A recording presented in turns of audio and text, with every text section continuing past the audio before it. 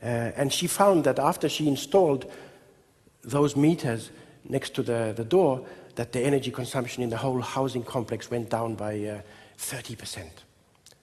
Just by a simple design of putting it in this meter in a different spot. I think that the hot water tap is another incredible example of an opportunity for designers to manipulate the behavior of the users. I mean, there's all kinds of ways to change a hot water tap. You can use color coding, you can use red for danger, or you can take it so that it's hard to open. You can make it really hard to open, or maybe you can make it so that in the beginning it doesn't open, but then you have to wait for 2 seconds and then it opens, or maybe you can put a filter there on the spout or make the spout very tiny. One of my favorite tricks would be to take the Japanese symbol for eternity, this symbol that you see there in a drop of water. That's the symbol for eternity, and to call it an eternity tap.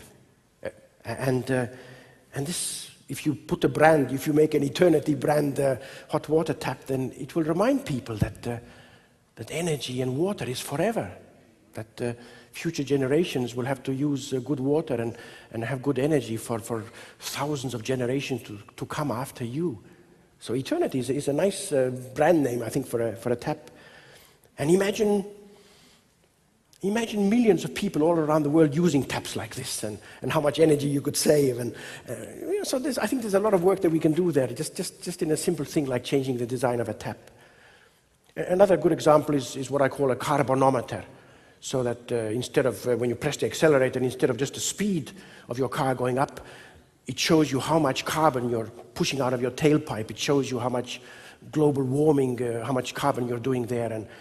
And I wish I could have a carbonometer in my car. If I had it, then I think that over a period of time it would change my driving habits. It would completely change the way my relationship with my automobile. The final example of psycho-design is what I call a sort of a community tool shed.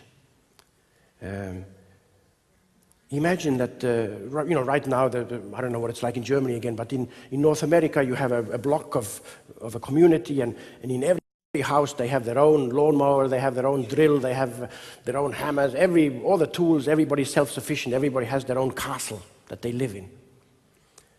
But now imagine that there was a designer designed a very easy-to-use tool shed where you can go on the internet and you can find out if the lawnmower is there, and if it's there, you can go there and you can take it out, and it's a very high-quality mower that's used by everybody in the block.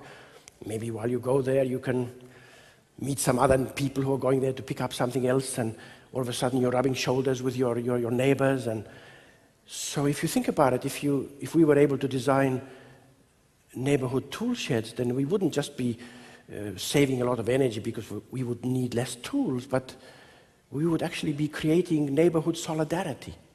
We would actually be teaching people how to share. So it would change the whole personality of that neighborhood, I think, over time. So I think that psycho-design is one of those areas of creativity that we designers can really start thinking about. I think that one of the third big mind shifts or curveballs into our profession is this realization that we have to have some sort of a ethical base. We at the moment, design seems to be rudderless. We don't have anything that we really believe in, and I don't think that it's very easy for us even to explain what we're doing to our children. I mean, what is really design all about? Coming up with some glitzy product that sells 1,000 units and makes a client happy, or what? So I think the realization, one of the ways that we can get an anchor into our profession is this realization that just like doctors and physicians have for thousands of years, we designers should do no harm. And I think that I can explain, I think, by giving you this example of a leaf blower. Those leaf blowers that the gardeners use to sort of push the leaves away, and it's very noisy and it pumps out a lot of pollution. If a client asks you to design this leaf blower, then maybe you can make a very simple calculation. You can say, all right, this leaf blower has a life of about 10,000 hours, and maybe the noise and the pollution is worth maybe 10 cents every hour. So the minus part of this leaf blower is a few $1,000s, and then maybe you can come to the conclusion that it's not a smart idea to design another leaf blower. Maybe you can convince the client to do something different. Maybe you can ask them to, I don't know, come up with a leaf composter, or come up with a new easy-to-use rake, or some other way of doing things. And I think that if we were able to come up with this idea of doing no harm and having a true cost product, so that we designers calculate the true cost of every product we produce, and if it's in the minus, we don't produce it, we don't design it. So every product we produce should do no harm. It's a very simple idea. I don't know if it's a very new idea, but I think it's something that we can explain to our children. It's something we can explain to our kids. And it's something that can be kind of one of the ethical bases of design. And then actually in the science of economics right now, there's a mind shift going on from economics, from the neoclassical economics to true cost economics. And if we designers started to think seriously and pioneer techniques for measuring the true cost of a product, then we would be well ahead of the curve. So after this First Things First manifesto, I don't know how many people have heard of that, but certainly one of my great heroes of design, Tibor Kalman, he was part of that First Things First manifesto, and ever since that manifesto was put out 5 or 6 years ago, I've been talking to a lot of young students and young designers who are not really very happy with their profession, and who are dreaming of being part of a profession that really means something, so that they can spend the rest of their life being involved in something that really means something. And I think that many of these designers, they want to get involved in the ecological and the psychological and the political side of design. They want to play around in the political arena. You know, why are so few of us designers playing around in the political arena? I mean, the tradition of design, if you look back at the old movements, then maybe we need to look at the kind of political design that those people, those early designers did many, many years ago, and we need to revitalize the confrontational and the oppositional traditions of design. I think this would be a wonderful curveball into design if we could start to be boldly political again in some of the work that we do.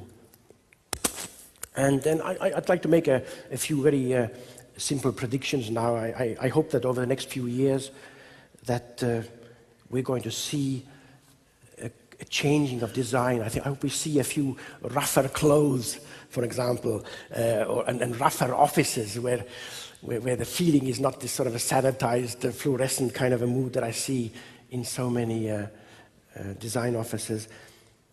I would like to see some rougher teachers in schools. I would like to see some rougher books, not the usual kind of show and tell books. And actually, I have just finished a book called Design Anarchy, which I'll be happy to show you later if you come and see me. I think we need rougher magazines, not that kind of a clean, modernist-looking, commercial-type magazines that we have now. And maybe we'll even change this kind of the way that we ourselves dress and get away from that same old, slick old black that has become so traditional in design clothing. And now I'm reaching the end of my talk here. I don't know how many minutes I have left, but in closing, I wanted to say that I hope that some of those aspects of this new design culture that I've been talking about today, I hope that it keeps on bubbling up, and I hope that some of you designers will become some of those bubbles that are bubbling up. I hope that some of you start moving away from some of your corporate clients and start doing some of your work, maybe not all of it, but doing some of your work